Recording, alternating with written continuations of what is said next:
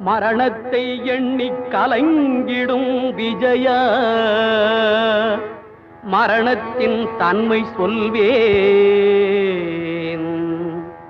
மானிடர் ஆன்மா மரணமெய்தாது மறுபடி பிறந்திருக்கும்.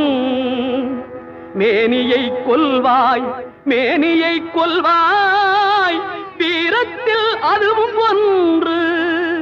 நீ விட்டு விட்டாலும் அவர்களில் மேனி வெந்துதான் தீரும் போர் நாள்.